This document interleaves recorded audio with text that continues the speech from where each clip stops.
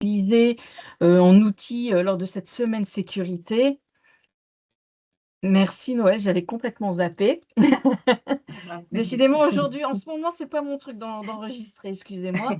Et vendredi, donc aujourd'hui, nous vous présentons les cocottes qualité et sécurité des soins et plutôt à destination des établissements médico-sociaux.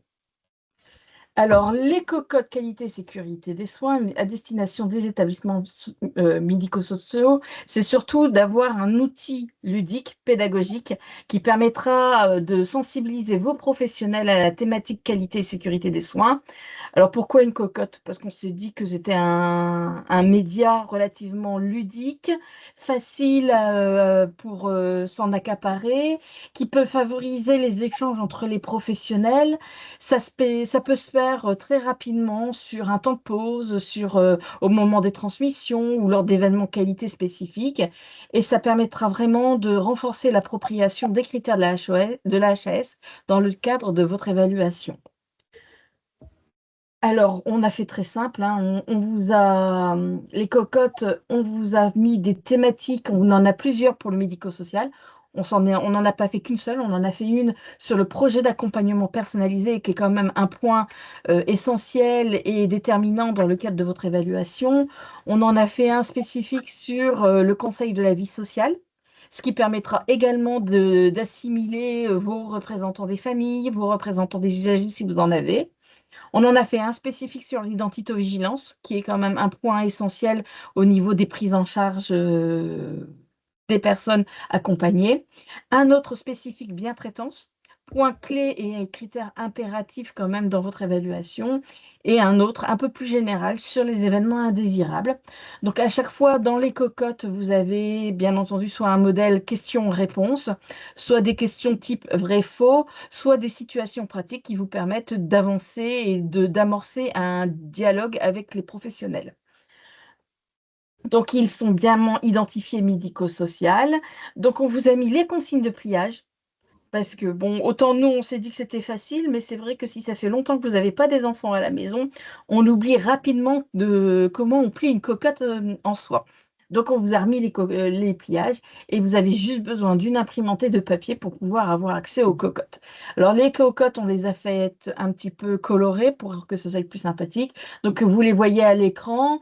Vous avez la question, la réponse. Donc là, on vous a mis les bases de l'évaluation. Donc, c'est des questions très généraliste sur l'évaluation, mais comme quel est l'organisme qui élabore le référentiel d'évaluation des ESMS? Eh bien, à mon avis, vous avez tous la réponse. On est bien d'accord, c'est la Haute Autorité de Santé. Autre question potentielle, c'est quel est l'objectif principal de l'évaluation par la HAS des établissements médico-sociaux? Bah, c'est bien entendu de garantir un accompagnement de qualité adapté aux besoins, aux souhaits, aux projets de la personne accompagnée. Donc, vous avez des questions de ce type-là.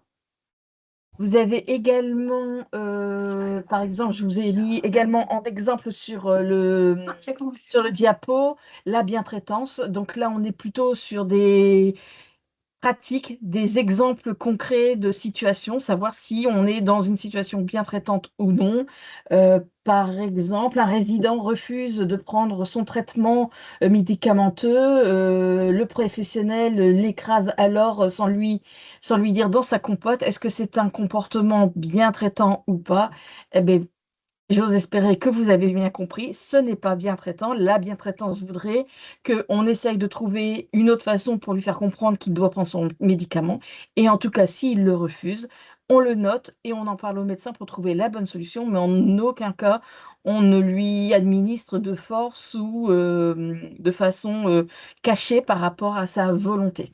Donc voilà, c'est des situations comme ça, mais ça vous permettra d'en discuter. Si vous avez des comités d'éthique, ça permet d'avoir des situations concrètes pour lancer un débat. Ça permet d'en parler en transmission. Ça permet vraiment de lancer les discussions et de voir des cas concrets qui pourront vous rappeler des choses ou vous mettre face à une situation auquel vous avez pu être témoin ou voilà.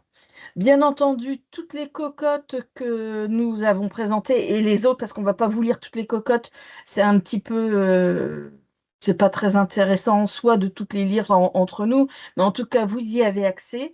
Si par contre, vous vous apercevez qu'il y a des sujets qu'on n'a pas abordés, là, c'est les premières conquêtes qu'on fait. N'hésitez pas à revenir vers nous en nous disant, bah, ça serait bien si on pouvait travailler sur tel sujet ou sur telle situation. On est prêt à travailler avec vous pour réaliser d'autres cocottes qui pourraient vous être utiles.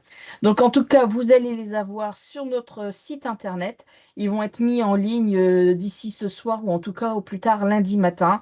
Donc, vous aurez et le webinaire de présentation et les outils, mais vous aurez la totalité des outils qui ont été présentés cette semaine. Donc, vous aurez aussi accès au set de table, au jeu de loi et ainsi de suite.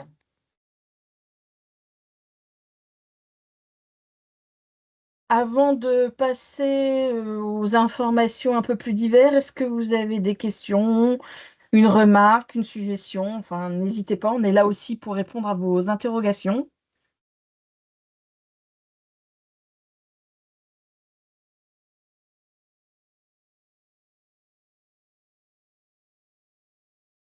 Bon, bah, ça a l'air d'être clair.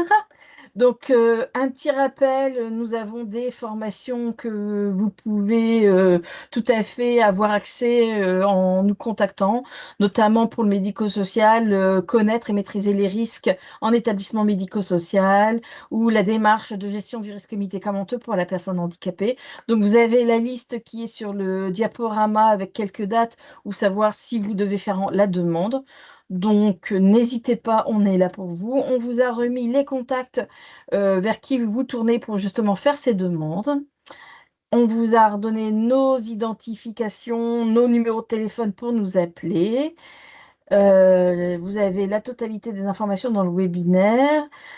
J'en profite.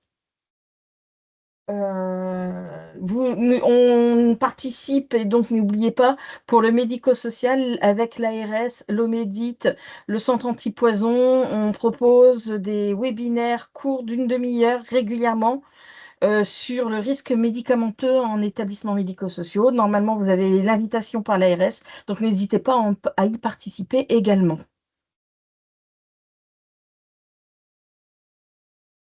Je suis à votre disposition si vous avez des questions ou si vous voulez qu'on voie plus en détail les cocottes. N'hésitez pas à vous faire connaître.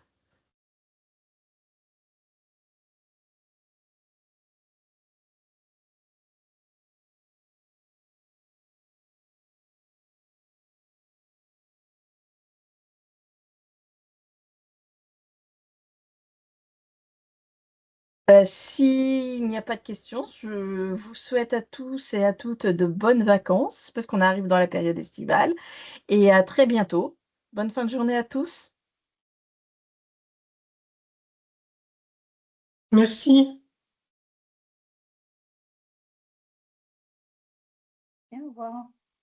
Merci, au revoir. Au revoir.